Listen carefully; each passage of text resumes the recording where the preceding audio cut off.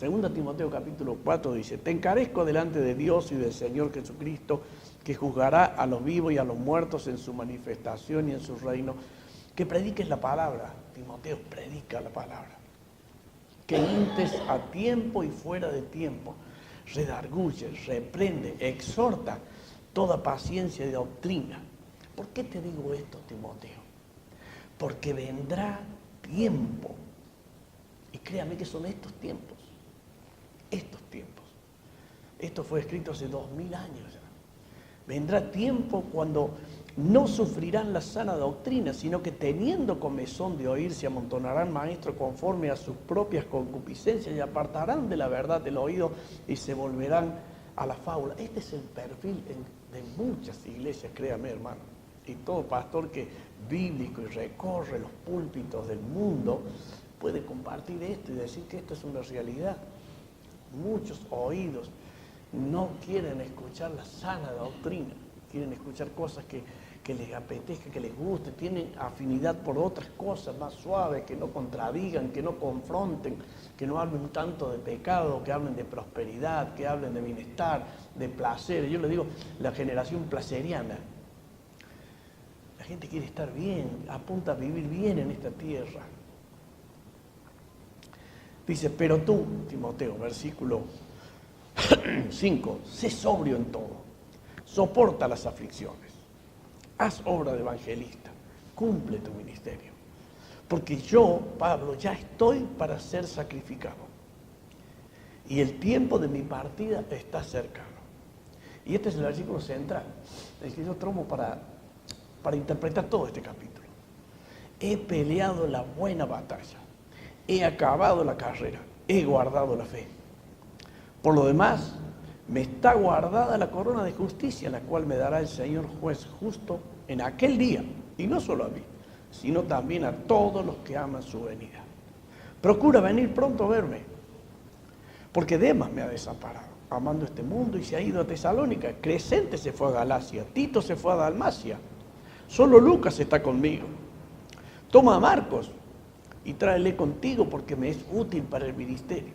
Mire la cantidad de datos que tira el apóstol al final de sus días. Versículo 12. A Tíquico lo envía a Éfeso. Trae pues conmigo cuando vengas el capote que dejé en Troas en casa de Carpo, y los libros, y mayormente los pergaminos.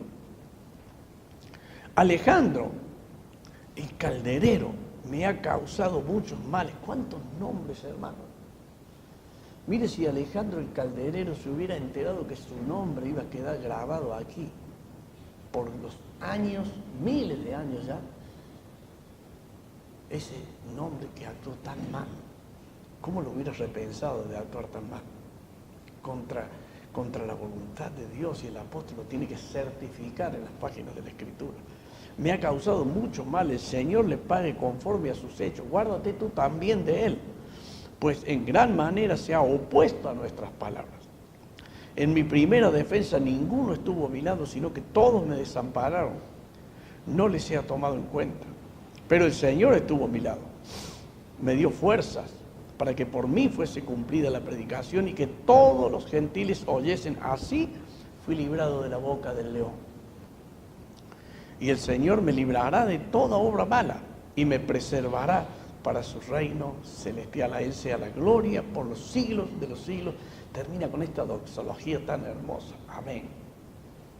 Saluda a Prisca y a Aquila y a la casa de Onesíforo. Erasto se quedó en Corinto y a Trófimo dejé en Mileto enfermo. Procura venir antes del invierno. Eubulo te saluda. Pudente, Lino, Claudia, todos los hermanos. Y el Señor Jesucristo esté con tu espíritu. La gracia sea con vosotros. Y la carta cierra con un amén. Qué profunda palabra. Yo creo que podríamos estar años profundizando con esto. Cantidades y cantidades de datos de los cuales podemos, pero voy a ser, dentro de todo voy a ser superficial.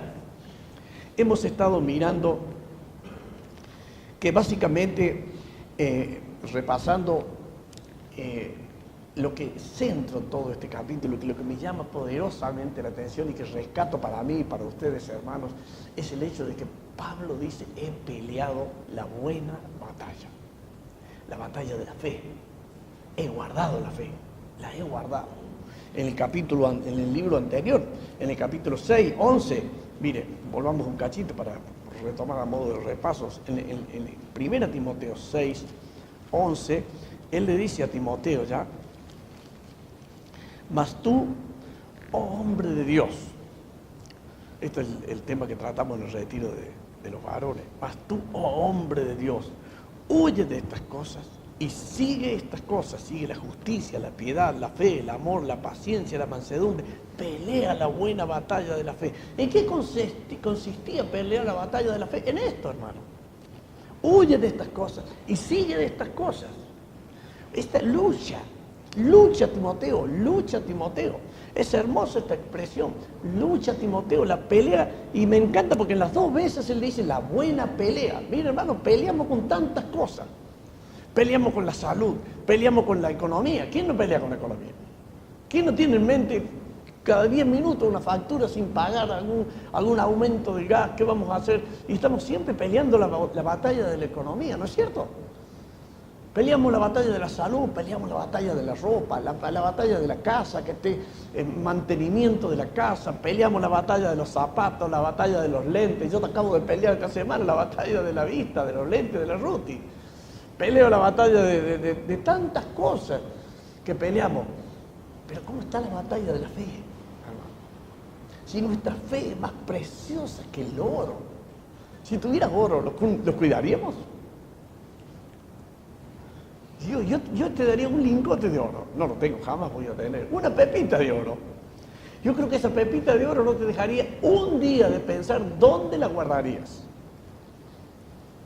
¿O no? Y si te doy 3 pepitas, te daría una a la Noelia y otra para guardarme una y otra a la Brenda para que la guarde por allá, que por la duda no robe a alguien. Dios nos ha dado la fe que es más preciosa que el oro, más preciosa que el oro. En Hebreos capítulo 10, al final, en el 38, 39, dice: si alguno retrocediere, no agradará a mi alma, dice el Señor. Pero nosotros no somos de los que retrocedemos, dice el apóstol, sino de los que tenemos fe para preservación del alma. ¡Qué hermosa palabra! Entonces comienza la galería de los hombres de la fe mostrándonos las cosas que se pueden hacer con la fe, hermano. Usted toma oro y usted lo cambia por dinero y puede ir a montones de cosas. Bueno, la fe puede más que eso. La fe mueve montañas. Vaya a mover una montaña con el oro. No lo puede mover. Tiene que tener varias pepitas de oro para mover una montaña, ¿eh? La fe puede hacer grandes cosas. La fe por fe. Sara concibió teniendo casi 100 años. Por la fe, un hombre ya en el lecho de dolor habló de su futuro, José. Por la fe, Moisés tomó decisiones increíbles en su vida. Por la fe, dice, bien claro que lo hizo por la fe. Y todo el libro de Hebreos, en el capítulo 11 de Hebreos nos dice las cosas. ¿Cuántas cosas podemos hacer nosotros? Y nosotros estamos en mejores condiciones que esos hermanos para hacer. Por eso es importante que luchemos la batalla de la fe. Y ya redondeando en este pasaje y tomando el primer punto que yo sobresalgo acá, voy a pegar una repasada porque realmente la primera batalla que Pablo, yo veo me fijo en este capítulo, se nota, aunque no está explícito, está implícito en el capítulo. O sea, no está escrito, pero se nota por la forma de escribir, sus reacciones. Es la batalla del carácter de Pablo. Su carácter, la humildad a que llegó el apóstol Pablo a vivir. Un hombre criado a los pies de Gamaliel. Y su padre lo mandó a estudiar a una de las escuelas más importantes de Jerusalén, que era la escuela de Gamaliel. Un hombre preparado tremendamente. Sin embargo, es un hombre que Dios lo llevó a conocer las grandezas de Jesucristo. Aquel que dijo: aprended de mí, que soy manso y humilde de corazón. Él aprendió que la humildad se aprende. Él aprendió que el contentamiento se aprende. Se aprenden muchas cosas, hermanos. asunto es ser como Cristo. El asunto es esto que nos salpica a nosotros en este día. Poder, miren en 2 Corintios capítulo 10, vamos a ir un poquito ahí. 2 Corintios capítulo 10, vamos a ir avanzando de alguna manera. 2 Corintios capítulo 10, versículo 1 dice así: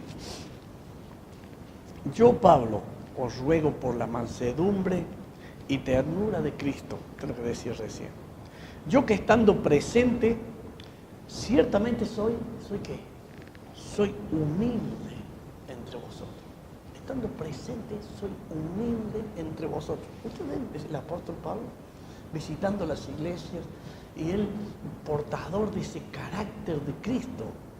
Por eso él podía decir: sean imitadores de mí, así como yo de Cristo. ¿Y por qué? Miren, vamos a leer los textos en 2 Corintios, que estamos capítulo 12, versículo 9. Miren, ¿cómo es que él dice? Versículo 9 dice: y me ha dicho el Señor en su revelación, le dijo: bástate mi gracia, porque cuando él le pidió al Señor que le quite el aguijón de la carne, le dice: bástate mi gracia, porque mi poder se perfecciona en la debilidad. Por tanto, dice el apóstol, él revelando de su corazón, dice: por tanto, de buena gana me gloriaré más bien en mis debilidades. Pero miren, ¿para qué? Qué glorioso. Para que repose sobre mí el poder de Cristo. ¿No es extraordinario esto? Esa frase. ¿Por qué? ¿Por qué se gozó en que Dios lo quebrantó? Lo quebrantó, primero lo exaltó con una revelación sublime, lo llevó hasta el tercer cielo, tal es así que él hasta quedó desorientado porque no supo describir en su totalidad la experiencia a la cual Dios le dijo: no te permito hablar sobre esto, es para vos. Pero a la par le inyecta un aguijón en la carne. La Biblia ni siquiera nos da el detalle de cuál es el aguijón, ni siquiera nos da. Podemos presumir algunas cosas, pero lo que es cierto es que el aguijón apuntaba a debilitar a Pablo. Él lo dice: para que me debilite, para que me baje, para que me humille. Y esto, dice, yo lo entiendo y lo acepté con gozo, dice, porque para que el poder de Cristo repose en mí. ¿Qué es el poder de Cristo? Yo no quiero el poder de Cristo. Quiero ese poder para vencer las burlas, para vencer el pecado, para vencer los inconvenientes, para vivir con la mirada puesta en el cielo. Bueno, hermanos, la humildad es la clave. Recibamos todo lo que nos lleva a la humildad. Cuando alguien nos humilla, cuando alguna situación nos humilla, cuando hay una escasez. Ya vamos a ver algún tema de eso también.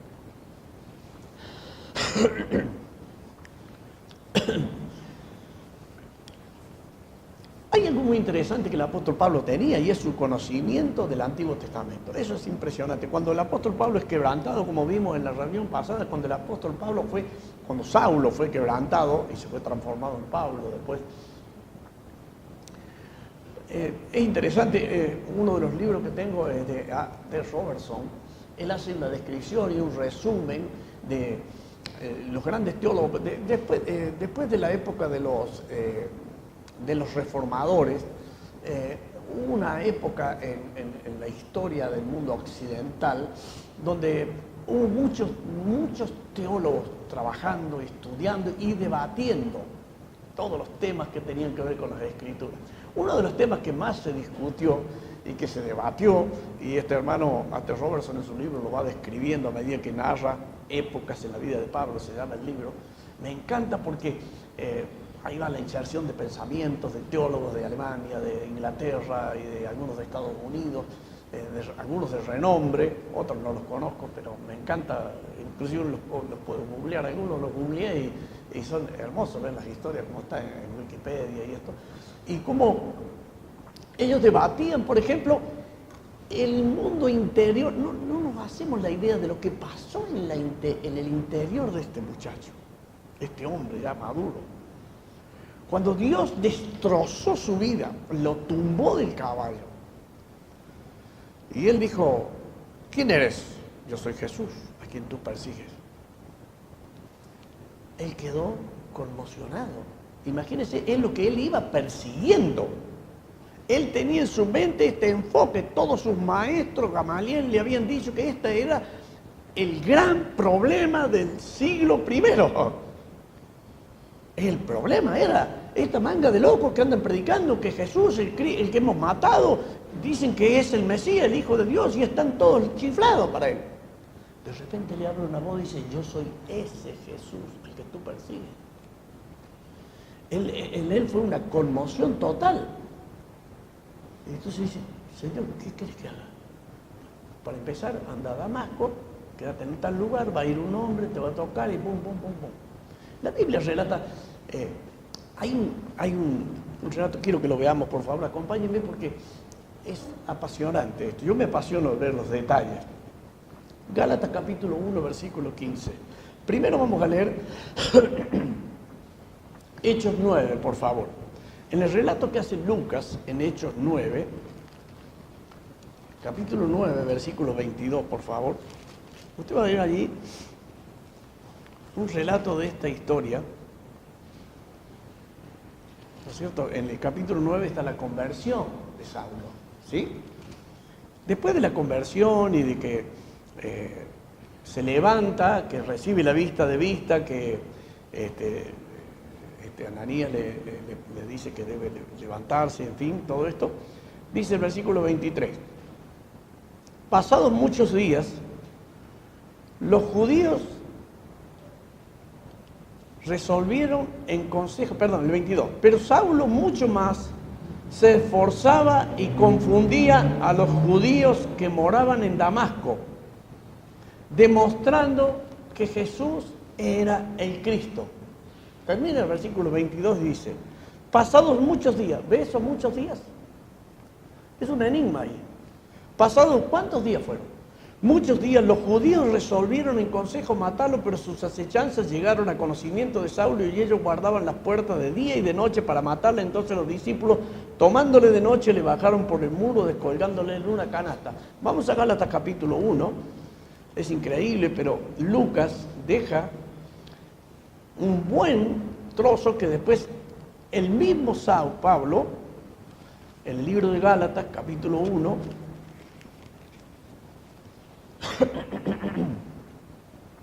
versículo 15, por favor. Y él está relatando su conversión allí, a modo de presentación con los hermanos de Galacia, dice, pero cuando, versículo 15, 1:15 de Gálatas, pero cuando agradó a Dios que me apartó desde el vientre de mi madre y me llamó por su gracia, revelar a su Hijo en mí. Eso está hablando del momento cuando camino a Damasco le apareció esa luz.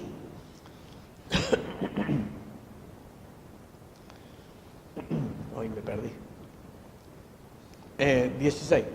Para que yo le predicase entre los gentiles, no consulté enseguida con carne y sangre, ni subí a Jerusalén a los que eran apóstoles antes que yo. Punto y coma. ¿Qué dice que hizo? Sino que fui a Arabia y volví de nuevo a Damasco. Después, pasados 3 años, subí a Jerusalén para ver a Pedro y permanecí con él 15 días. Lucas omite este detalle. Algunos hasta atinan a decir que este paraje Arabia era un paraje. ¿Sabe cuántos kilómetros está Arabia de Damasco?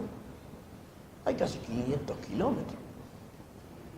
Que no es tomar un avión ni un coche, ni siquiera un caballo, no era tan fácil.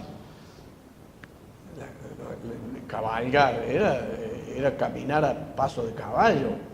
Es un viaje de 500 kilómetros, era cruzar todo Israel, o si se abría del otro lado del Jordán, Moab, Amón, y cruzar todos esos territorios para llegar a Arabia. No se sabe qué lugar de Arabia era. Arabia es un lugar grandísimo, la península de Sinaí puede haber sido el monte, alrededor del monte Sinaí, puede haber sido recorrer los lugares donde el pueblo de Israel tenía sus grandes historias, donde Dios se reveló a Moisés, donde Dios hizo rodear al pueblo hasta terminar con ellos. ¿Se acuerda que Dios exterminó a una generación completa dando vuelta por el desierto de Sinaí? Eso pertenece a Arabia, es toda la península arábiga. No se sabe. Sin duda que ¿a qué vengo todo esto? Es que ese tiempo el apóstol Pablo debe haber, según los historiadores y los que atan hilos y cuentas, el apóstol Pablo estuvo meditando muchísimo en todas las cosas que él había sido formado, todos los conocimientos del Jehová del Antiguo Testamento. Él era un eminente estudiante de los seminarios de hoy, de los más grandes seminarios de la zona, y había sido instruido a los pies del mejor de los maestros, que era Gamaliel. Esto le trajo un trauma cerebral, un trauma dentro de su corazón, y repasar todas estas cosas, inclusive habla de que él tuvo mucho diálogo con el Señor, porque él mismo dice que habló con el Señor. Sin duda que él tuvo, revisando toda la estructura de pensamiento y recordando las cosas. Y usted sabe que el Señor, algunos malos, indoctos, inconstantes, hablan de un Dios distinto. Estos son los hermanos llamados dispensacionalistas extremos, que se cortan a la Biblia en sectores de dispensaciones, y los cuales después, de repente tenemos 5 o 6 clases de dioses.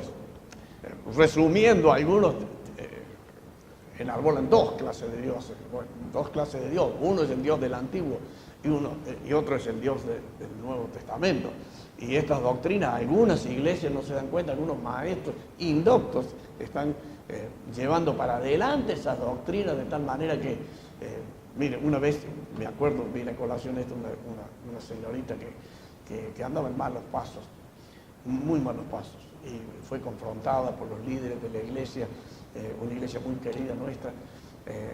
Esos líderes eran muy celosos de las escrituras y con amor y paciencia le fueron llevando, pero esta chica quería seguir al Señor, pero con todo su pecado, con todas sus malas costumbres, y no encontró lugar en la iglesia. El Dios que se predicaba no era otro. Y muchos años después, cuando nosotros regresamos, la encontramos en la iglesia, y charlando de su experiencia. No, dice, el Dios de ahora es totalmente distinto. Y a mí me quedó esa frase grabada. A mí me hizo el consulta, estábamos escuchando y me quedé helado. Realmente es un Dios distinto. No es el Dios que conocía yo. Por eso es que cuando el apóstol Pablo le dice a Timoteo, ten cuidado, porque vendrá tiempo cuando no querrán sufrir la sana doctrina y a vos te van a presionar.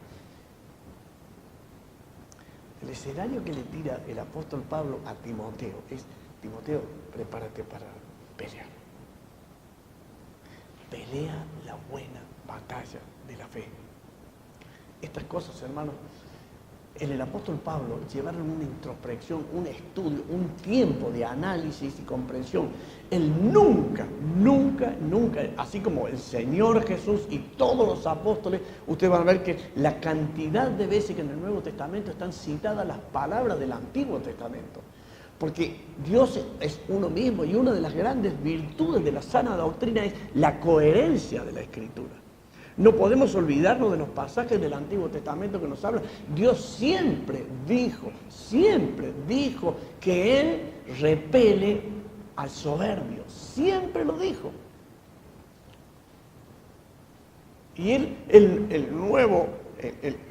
al encontrarse con el Mesías viviente, que había sido crucificado y resucitado, una de las cosas que tenía que tener ese Mesías, tenía que tener las cualidades del Padre. Si era hijo de Dios, tenía que tener similitud con el Padre, tenía que tener la misma doctrina que el Padre, tenía que tener algo nuevo, era el Hijo de Dios nuevo, que había aparecido, pero lo único que podíamos llegar a resumir en el gran cambio era que el Mesías, tal cual ellos lo esperaban un Mesías glorioso, pero era que el Mesías había venido pobre, humilde, sentado en un pollino, naciendo en Belén y muriendo por los pecados de su pueblo, en el cual él hizo remisión de los pecados.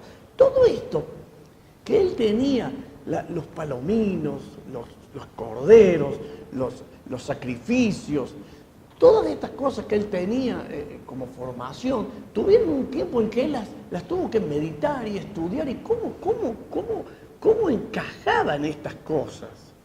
3 años nos habla. Es hermosa esta frase, que 3 años él estuvo estudiando. Y estas cosas, había cosas que él, por ejemplo, el sistema sacrificial, el sistema cultico, culto, el sistema litúrgico, eso él tenía que aprender qué es lo que había caducado y qué es lo que no había caducado en la gracia. Pero las verdades de Dios eternas nunca caducaron. Y una de las cosas que se reafirmó en su corazón fueron las doctrinas de la humildad. Por eso es que él torna su pensamiento de una manera mucho más profunda cuando él llega a encontrar que el Dios del Antiguo Testamento se consumó en Cristo. Aquel Dios que nos decía que debíamos ser humildes, que humillarnos ante Jehová Dios. Cristo era eso. Él vino humilde, tan humilde que fue tan humilde en esta vida que cuando tenía que predicar en una barca tuvo que pedirle prestado. Cuando él tenía que dormir ni siquiera tenía almohada. Cuando tuvo que nacer tuvo que pedir prestado un pesebre. Ese era el Cristo, el Hijo de Dios. Eso le cerró a Pablo perfectamente con lo que él conocía de Dios. Por eso es que hoy cuando encontramos púlpitos que hablan de prosperidad, de bienestar, y que si usted está mal, humilde de dinero, usted está fuera de la doctrina y usted está en pecado, eso no es, hermano. Eso no cierra. Eso no cierra. No cierra con el Nuevo Testamento. Por eso me encanta la canción esta de Pancho Martel. No lo imagino, se llama la canción. Googleenla. Pancho Martel, no lo imagino. No lo imagino a Jesús entrando a Jerusalén en un auto caro. Ni hospedándose en hoteles de lujo para predicar. No lo imagino, Cristo así dice. No lo imagino regalándole una Biblia a Poncio Pilato y diciéndole, voy a orar contigo, voy a orar por ti. No lo imagino a Cristo codeándose con la gente de riquezas y de oligarquía. No lo imagino, dice Pancho Martel. Ese no es el Evangelio, el Dios del Antiguo Testamento. Dios habitaba con los humildes. Ahora, humildad, vuelvo a repetir lo que una vez les dije, humildad no es humildad de dinero. No es, porque hay gente pobre, muy soberbia.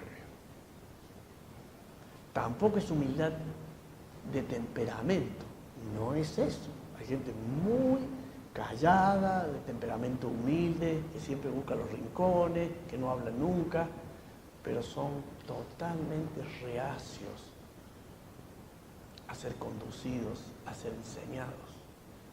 La humildad que Dios habla es una humildad del corazón. Es un espíritu humilde y quebrantado, que en las bienaventuranzas termina siendo una persona mansa, o la mejor traducción de esa palabra, bienaventurados los mansos, es bienaventurados los dóciles. Dócil, una persona que recibe la palabra de Dios, que se torna humilde, que ha llorado su culpabilidad, que recibe la acusación de Dios de que somos pecadores. Ese es un corazón humilde, quebrantado, que reconoce que soy pecador, reconoce que yo soy culpable de la muerte de su Hijo por los pecados de la humanidad. Yo estaba ahí metido en esa culpabilidad. Una persona humilde y quebrantada es aquel que reconoce todo eso y se torna dócil a las manos del Señor. Y después el Señor levanta un carácter misericordioso, amante, deseoso de la justicia de Dios, que es el camino. Algo vamos a ver después de eso. Todo esto lo llevó al apóstol Pablo a recordar pasajes como Jeremías 9:23, que dicen esto: alábese el que me quiera alabar en conocerme y en entenderme. El apóstol Pablo tenía un entendimiento básico de Dios, del Dios del Antiguo Testamento, y él tenía que entender todo esto. En Miqueas capítulo 6, por favor, acompáñenme en la lectura. Miqueas capítulo 6. Miqueas es, yo tengo un versito para buscar los profetas menores, yo se los recomiendo que lo puedan aprender. Ese versito es así: Osea, Joel, Amós, Abdías, Jonás, Miqueas, y así sigue. Un versito hermoso. Así que Miqueas está en el número 6 de los profetas menores. Osea, Joel, Amós, Abdías, Jonás, Miqueas. Es muy fácil. Después Nahum, Sofonías, Habacuc, Sofonías. Y después los otros 3 ya no me acuerdo. Pero siempre son 3, Malaquías, Zacarías, Malaquías y me parece que el último. Bueno, ya me queda uno y después es fácil encontrarlo ese. Miqueas capítulo 6, miren. Versículos 8 y 9. Dice, oh hombre, Él te ha declarado lo que es bueno. ¿Y qué pide Jehová de ti? Es que expresión muy sencilla. ¿Qué pide Jehová de nosotros en el Antiguo Testamento? Mire, solamente hacer justicia, amar misericordia y humillarte ante Jehová Dios.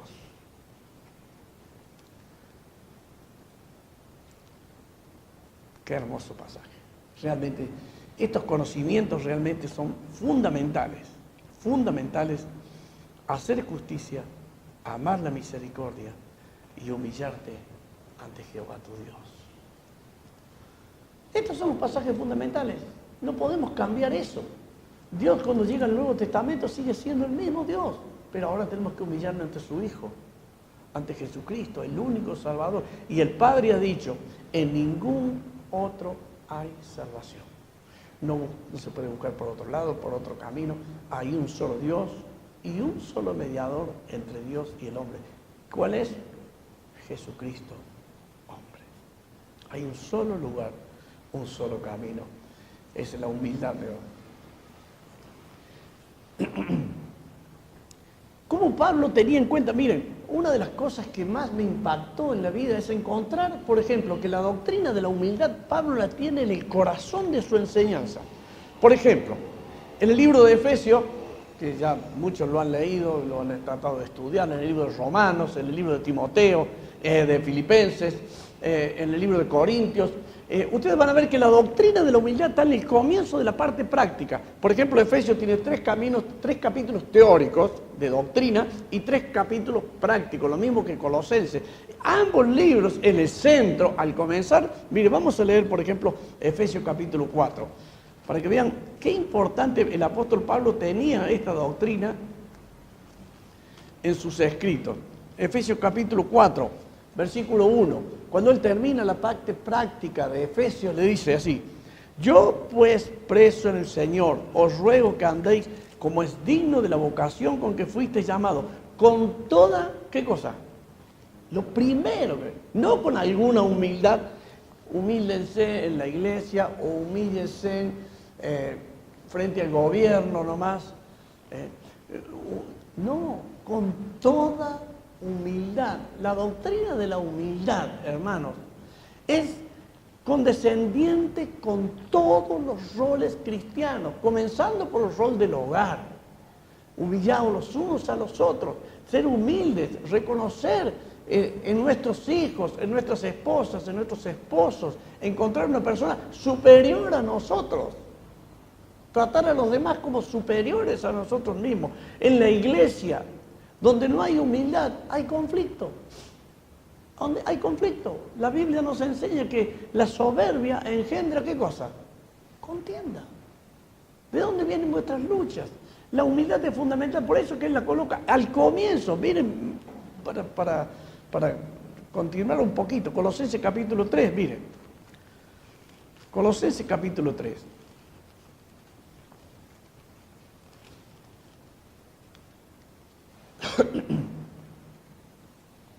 Versículo 12, miren. Colosenses 3:12 dice. Bueno, comienza hablando el capítulo 3, desde el versículo 5, hacer morir lo terrenal, hacer morir. Y cuando llega el capítulo, el versículo 12, dice la ropa que nos tenemos que poner.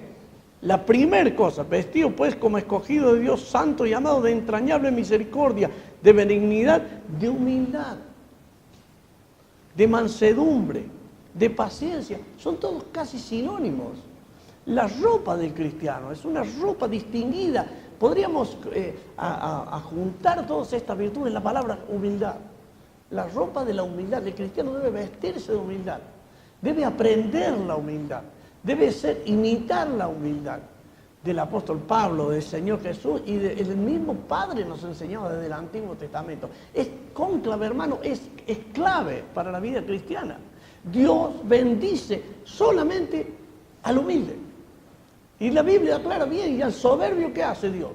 Al soberbio lo mira de lejos. Es algo muy importante. La primera cosa que tenemos que tener en cuenta, si queremos crecer en fe, si queremos que Dios nos bendiga, si queremos que Él abra los ojos de nuestro entendimiento y nos comparta de sus tesoros celestiales, hermanos, debemos buscar la humildad, seguir la humildad, aplaudir la humildad, bendecir la humildad, combatir la soberbia, extinguirla, repudiarla, huir, como decía el apóstol, huye de estas cosas. Además, la Biblia nos enseña que debemos asociarnos con los humildes. Romanos 12:3, miren, vamos a Romanos 12:3, otro de los libros. También en Romanos ocurre lo mismo. Bueno, el Ariel está enseñando Romanos. Hemos visto que los 12 primeros capítulos son prácticamente teoría, ¿no es cierto? Teórico, por eso que algunos le dicen, cuando llega el capítulo 10, 11, ya vienen, cuánta teoría, ¿no? Pero es necesario porque el apóstol Pablo explaya la teoría en forma magistral en los 12 capítulos. Pero cuando empieza la parte práctica dice, así que hermanos, os ruego por la misericordia de Dios que presentéis vuestros cuerpos en sacrificio vivo, santo, agradable a Dios, que es vuestro culto racional.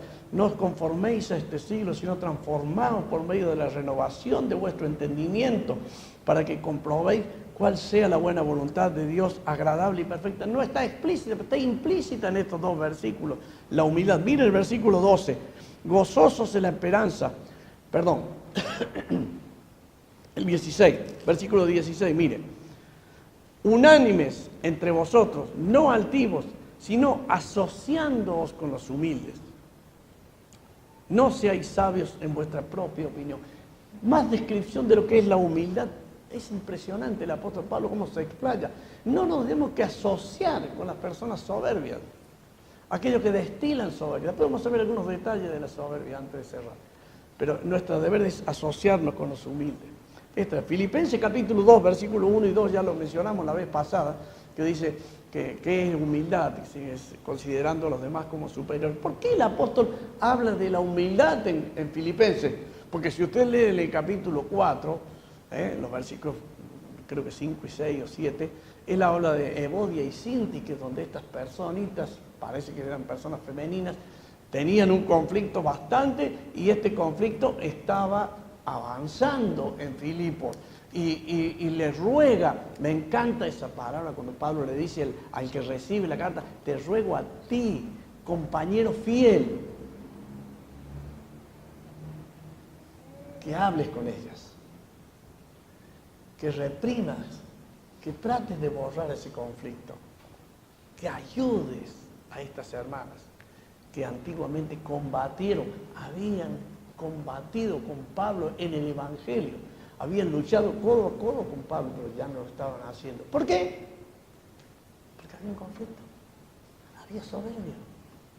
Y le dice, por eso que el apóstol Pablo se explaya, bueno, gracias a Dios por ese conflicto y gracias a Dios por la explicación del apóstol Pablo, que desde el capítulo 2 hasta el versículo 15, del 1 al 15, tenemos no solamente la explicación más magnífica de lo que es la humildad, sino el ejemplo supremo de Cristo, en los cuales el apóstol nos da detalles hermosos del ejemplo de vaciamiento de Cristo, del cual el cual se despojó a sí mismo, tomando forma de siervo. En 2 Corintios nos aclara y nos explaya, en capítulo 8 nos dice que Él, siendo rico, se hizo pobre, para que nosotros por su pobreza fuésemos enriquecidos. Todas estas cosas de la humildad es un tema central de la Escritura, por eso lo tomo en primer lugar, hermano. Hay gente que quiere las cosas del Señor. Me encanta haber tratado por muchos años con personas que quieren seguir a Cristo, pero no pueden seguir a Cristo.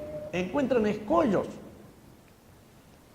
en la vida cristiana y no crecen, y es más, algunos hasta se apartan del Señor. Nunca me voy a olvidar de la hermosa parábola que el Señor nos dio, la parábola del sembrador, cuando dice que la semilla fue echada sobre 4 terrenos. 1 la rechazó, 3 la recibieron, pero de los 3, Uno solo llevó fruto. En uno dice que las piedras hicieron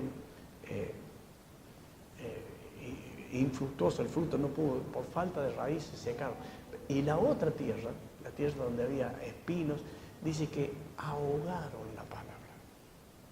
La que lleva fruto es la palabra. En algunos corazones no entra la palabra. Hay soberbia, hay cosas que no puede entrar la palabra. Es como Jesús les dijo a aquellos, los cuales le llamó que eran hijos, en el primer capítulo de Juan, llama que hijos de Satanás, le dice, ustedes son hijos vuestro padre es el diablo, le dice, porque mis palabras no hayan cabida en ustedes. Cuando una persona es soberbia, la palabra de Cristo no haya cabida en el corazón, no hay lugar dentro de un corazón que hay soberbia. Es tremenda la cosa. Cuando en el caso de los espinos, cuando esas cosas crecen y ahogan la palabra, cuando una persona no llega en humildad a encontrar el contentamiento, por ejemplo, y quiere tomar cosas en su vida, quiere apetecer, y dice, en otras palabras, en otro de los evangelios, los evangelistas dicen que el afán de otras cosas. Me encanta esa frase, el afán de otras cosas. Crecen y ahogan la palabra. En el Salmo 19, es un magistral, el Salmo 19 nos habla de la revelación de Dios. En primer lugar, de la revelación natural, los cielos cuentan la obra de Dios, etcétera, etcétera. Dios nos habla a través de la creación, ¿verdad? Desde el versículo 6, creo, en adelante nos habla de la palabra de Dios. La palabra de Dios es justa, es limpia, el juicio de Dios es perfecto, cambia los corazones, etcétera, etcétera. Pero al final del Salmo hay una serie de cosas que anulan la palabra de Dios. Adivine qué es lo que está ahí. La soberbia. Y el salmista dice, líbrame, Señor, de las soberbias que me son ocultas. Qué interesante. Hay cosas ocultas, piedras ocultas en nuestros corazones que nosotros muchas veces la palabra entra y como una espada de filo choca con eso y busca quebrarla, pero nosotros nos resistimos y no dejamos que la palabra de Dios quebrante y abra y quebrante los pensamientos, las intenciones del corazón. El otro día estábamos escuchando al pastor Mahani con Ariel, que estábamos, y ahí en Hebreos capítulo 4, versículo 12, nos dice que disciernen los pensamientos de las intenciones, y él decía, ¿alguien me puede explicar qué diferencia hay entre pensamientos e intenciones? Es muy difícil, sin embargo la palabra de Dios entra allí y divide los pensamientos de las intenciones, y nosotros cuando la palabra de Dios nos entra nos damos cuenta que estamos chocando con una piedra de malas intenciones o malos pensamientos, que es parte de la soberbia humana. Y él exponía sobre ese tema. Realmente es magistral, es ver las Escrituras, cómo nos revelan cosas interesantes desde nuestro corazón. Creo que ya estamos, ¿no? En horario. Nos queda, quiero leerles, cerrando este tiempo. Encontré un libro, el pastor Pelufo nos dio una lista y me quedé con un libro que me dijo sobre Stuart Scott, llamado El esposo ejemplar. Y me encantó lo que dijo él, de que en el capítulo 8, no lo conseguí el libro, lo busqué, pero conseguí algunas predicaciones en YouTube de él que más o menos dice lo que está en el capítulo 8 de ese libro. Y en el capítulo, él toma como forma de su ministerio, tiene dos temas fundamentales, la soberbia y la humildad, en ese capítulo 8. Y una de las predicaciones no da las 30, da 14 puntos de lo que es la soberbia. El otro día le di algunos puntos de Tim Collins, ¿no? A mí me encanta googlear y buscar buenos maestros, hay que tener cuidado en Google, por favor, hermano, tengan cuidado, asesórese antes de tomar algo de Google, de algo de la web. ¿Qué es soberbia? La queja es soberbia. Dice, primer punto, la queja contra Dios es soberbia. ¿Sabe lo único que merecemos nosotros? Que podríamos decir, gracias Señor, esto me lo merezco. Es el infierno. Es lo único que merecemos nosotros. Nosotros pensamos que no merecemos tal y cual situación, no merecemos que esto me salga así, no merecemos que me choquen, no merecemos esto, no merezco esto. ¿Sabe de dónde sale esto? Soberbia. ¿Quién soy yo para decir que merezco otra cosa? Este pastor explica magistralmente la falta de gratitud en nuestros corazones, en nuestros labios. Creemos que merecemos todas estas cosas. No tengo por qué agradecer estar aquí, no tengo por qué agradecer este sol. ¿Se levantó? ¿Alguien dio gracias por este sol de hoy? ¿Sabe por qué no dimos gracias? Creemos que lo merecemos. Es natural que tenga este sol yo. Lo único que merezco es el infierno. La ira pecaminosa. ¿Cuántas veces nos enojamos pecaminosamente porque hemos sido ofendidos en algo nuestro? Eso es pecado. Un concepto demasiado inflado de mi importancia, dice el pastor Stuart Scott. Un concepto demasiado inflado de mi importancia, de mis dones, de mi posición, de mi vecindario, de lo que sea. Realmente produce, es producto de la ira. El perfeccionismo. ¿De dónde sale el perfeccionismo? Yo me incluyo bastante en este punto. ¿De dónde sale? Yo soy perfeccionista. A mí me gustan las cosas bien. ¿De dónde sale eso? Soberbia. Todo soberbia. Hablar demasiado, soberbia. El egolatrismo, ser ególatra. El centro de todo. No podemos estar callados en una reunión, siempre tenemos que estar figurando.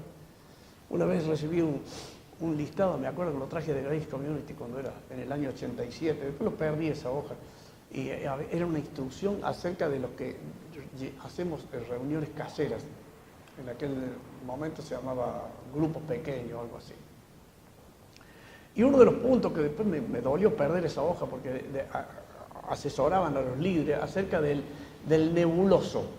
Siempre en las reuniones hay un nebuloso que quiere andar por las oscuridades sondeando más cosas que los otros para hacerse ver que él busca profundizar temas que los otros no se dan cuenta. Soberbia.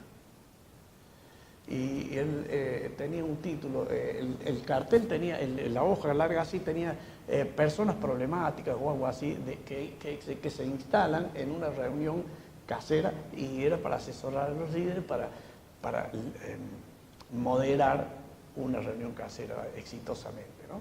Entre tantas cosas que me quedó eso. Eso es soberbia. El egolatrismo, el contarse el mejor cuento, todas esas cosas. La búsqueda de independencia, ¿de dónde sale todo eso? La obsesión por la opinión que la gente tiene de mí.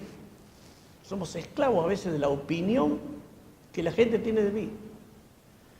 La resistencia a aprender o directamente el apatismo, a no engancharse en sistemas de enseñanza o aplicarse a la enseñanza de otra persona. ¿De dónde viene todo? Soberbio. La falta de compasión también es soberbia. El negarse a servir también es soberbia. La falta de oración, hermano. ¿Qué le voy a pedir a Dios? No me hace falta nada. Soberbia. Todos son pequeños detalles. Es raro que haya confesión de pecados si no hay oración. No confesamos pecados porque creemos soberbiamente que no tenemos problemas. Expresar abierta y libremente nuestras preferencias. También es soberbia. A mí me gusta así. Vamos a cantar, Pablo, pero vamos a hacerlo como yo me gusta. Soberbia. Yo quiero que se cante tal canción y si hace falta vamos a luchar para que se cante tal canción. Todo soberbio. Ahí en el fondo de nuestros corazones. Por eso el salmista en el Salmo 19 dice, líbrame, Señor. Porque el salmista entendía que esas cosas, que parecen detalles, que a veces nos hacen sonreír y decir, mira qué pícaro que soy. Entre nosotros es picardía, pero con Dios es un problema severo.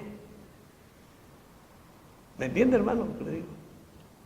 Si Él es el dador y sustentador de nuestra fe, Él es el que nos da la fe. Él es el que nos aumenta la fe. Él es el que nos capacita y nos puede hacer volar, hermano, con la fe.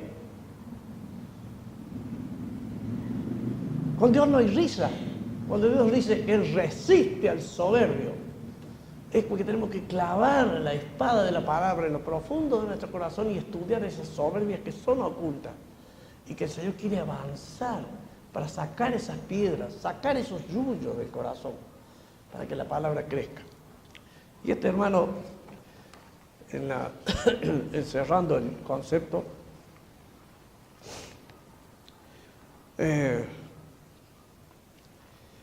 bueno, Martin Lloyd-Jones, él habla entre la diferencia entre un examen interior y la introspección. El exceso de ponerse a examinar, que también es soberbia, examino permanentemente. A ver, una cosa es examinarse interiormente y otra es la introspección, ser ya demasiado perfeccionista, también es parte de soberbia, lo habla Martin Lloyd-Jones. Y el concepto que él nos dice es hermoso. El concepto bíblico para erradicar el orgullo no es vencer al orgullo. Miren qué cosa, me gustó esto. No es atacar el orgullo y vencer el orgullo, es arrepentimiento, hermano, nada más. No, Él no pide que quitemos el orgullo de nuestro corazón, no podemos hacerlo, pero sí el Señor nos llama a sustituir el orgullo con cosas que van a matar el orgullo. Eso es muy importante tenerlo en cuenta. ¿Cómo vamos a vencer el orgullo? No defendiéndolo. Por supuesto, se requiere arrepentimiento, es decir, esto es pecado y es pecado. Llamemos a las cosas por su nombre, al pan, pan y al vino, vino. Llamémosles a lo malo, malo y a lo bueno, bueno. Huye de estas cosas. Cuando el Señor dice, huye de la soberbia. Si alguien te dice, esto es soberbia, ten cuidado, míralo, examínalo, dale las gracias y en tu corazón, tranquilo, en tu casa, medita sobre esto. Si es soberbia, huye de esas cosas. Arrepintiéndonos. No se puede erradicar el orgullo sino sin arrepentimiento y búsqueda de la humildad. ¿Qué ejemplo de humildad? Miren a Abraham. Abraham le dio a elegir a Lot. Moisés fue el hombre más manso. Y voy tirando rápido. Juan el Bautista, él dijo, es necesario que él crezca y que yo decrezca. Pablo dice, Juan el Bautista dice que el que venía detrás de él no era, ni siquiera era digno de desatar el calzado de sus pies. Pablo decía que era el más pequeño de todos los apóstoles. Yo soy el peor de los pecadores. La humildad se enfoca solo en Dios, por Él y para Él y en Él. Y es hermoso esto. En primer lugar dice este hermano Stuart Scott, nos dice que lo primero que tenemos que hacer para vencer la humildad es reconocer el carácter de Cristo y confiar en Él. Los atributos de Dios producen en nosotros una explosión de grandeza que nos eclipsa. ¿Se acuerdan por qué el apóstol Pablo quedó quebrantado en el suelo? ¿Por qué? Por la gloria de Dios. El mismo sistema es el que nosotros tenemos que seguir para erradicar nuestra soberbia. Contemplar la gloria de Dios, repasar los atributos. El día pasado nosotros estamos haciendo un libro de Paul Washer que se llama Los atributos de Dios. Quizás ustedes lo conozcan. Repasarlos, profundizarlos y van a ver la gloria de Dios, la gloria de los atributos de Dios y las glorias de Cristo. Contemplar esos atributos, esas grandezas nos humillan, hermano, nos llevan al lugar donde Dios quiere que estemos, las grandezas de Dios. Concentrarnos más en la persona del Señor Jesucristo, no centrarnos en nosotros siempre, sino pensar en Él. Miren la iglesia en Éfeso, es interesante este detalle en la iglesia en Éfeso, en Apocalipsis capítulo 2, cuando habla la carta a Éfeso, Dios le habla bien de muchos logros que ellos habían tenido, pero tenían algo, habían perdido su primer amor. Muchos logros sin el amor a Dios. Eso es malo. Y le dicen, tienes que arrepentirte. Tienes que arrepentirte. Cuando una persona se centra en sus logros, se centra en sus conquistas y no en la grandeza, en el amor al Señor. Crecer en gratitud, dice este hermano también, es muy importante crecer en gratitud hacia todos. Ningún acto de amabilidad debe pasar inadvertido. Qué hermoso. Ningún acto pequeño de amabilidad pasará inadvertido cuando vamos creciendo en humildad. Hasta un vaso de agua, una puerta abierta, algo que en nuestra casa, alguien que nos acerca a algo. Vamos conquistando, hermanos, la soberbia y suplantándola por humildad, suplantándola por gratitud, tener gratitud por todas las cosas. ¿Cuántas veces que no le da gracias al pastor por un mensaje que le hizo mucho bien? Dele gracias a los hermanos cuando le comunican algo, algún llamado, alguna cosa, alguien que le alcanza algo. No merecemos nada, hermano, nada merecemos. Somos los más pequeños, los tumultos, somos la alfombra del mundo. Eso es lo que el Señor quiere en nosotros. Verse inferior a los otros, verse inferior a la esposa, verse inferior a los hijos de este hermano en el cuarto lugar. Aun cuando tengamos mayor conocimiento, a mayor uso de este concepto, creceremos en humildad. Ser bueno en escuchar dificultades, vencer, escuchar las cosas que nos hacen estar con problemas, con dificultades, estar pensando en qué voy a decir. Cuando estamos escuchando a las personas, no saber escuchar. Es muy importante esto. A veces alguien nos está hablando y nosotros, en vez de escuchar los detalles de lo que estamos pensando, ¿qué vamos a contestar? Eso es soberbia. Saber escuchar. Eso fomenta y va fomentando la humildad. Hablar bien de otras personas. No participar en calumnias, en chismes y en cosas que deprimen la fe. Y en preferencia preferir a los otros. Es bueno también, dice, preguntar a otros sobre mi orgullo. Y por último, él recomienda poner en práctica las 38 acepciones de la palabra alelón, de los unos hacia los otros. 38 veces la Escritura nos dice, visitaos los unos a los otros, amaos, preferíos, consolaos, 38 cosas. Hagamos la lista, busquémosla, practiquémosla. Eso nos humilla. La humildad es fundamental, hermanos, para el crecimiento, para la bendición de nuestras vidas, para que Dios fortalezca nuestra fe. Tenemos que crecer en fe. Que el Señor bendiga. Es un poquito desordenado el material, les pido perdón, porque Dios es demasiado grande para mí. Cada día me doy cuenta de que Dios, cada vez que me acerco, más grande. No puedo ordenar tantas cosas que el Señor me muestra y por eso me humillo delante de Él. Le pido perdón en primer lugar y a ustedes por estas desprolijidades. Que el Señor bendiga nuestras vidas. Señor nuestro, bendecimos tu nombre. Al terminar esta reunión, quedamos, Señor, impactados por tu palabra. Tú sabes que el primero soy yo. Cuánta soberbia hay en mi vida. Cuántas veces tengo que pedir perdón, Señor. Ayúdame a aprender de aquel que dijo, aprender de mí que soy manso y humilde de corazón. Ayúdame, Señor, con esta materia interminable de la humildad. Cuánto quisiera ser como el apóstol, que él dijo, sed imitadores de mí y mirad a los que así se conducen, según el ejemplo que tenéis en vosotros. Gracias, Señor, por tu Hijo. Gracias por el apóstol Pablo. Gracias por Epafrodito. Gracias por todos esos colaboradores de Pablo que eran un muestrario de tu gracia, de la humildad, de lo que cómo debe ser un siervo tuyo. Señor, necesitamos tu bendición. Necesitamos esa fe grandiosa que solo tú puedes darla. No podemos comprarla en ningún lado, Señor. Solo tú la tienes. Por eso nos humillamos, te pedimos perdón y te pedimos que tú nos bendigas como personas y que nos bendigas como iglesia, Señor. Para crecer en fe, para ser una iglesia poderosa en fe. Que nuestras palabras demuestren que somos personas ricas en fe, en contenido, que estamos cerca tuyo, Señor. Y que al abrir nuestras bocas, al estar presentes en algunos lugares, el mundo puede darse cuenta que somos luz y sal en este mundo perdido. Gracias, Señor. Bendice a cada uno de mis hermanos. En el nombre del Señor Jesús.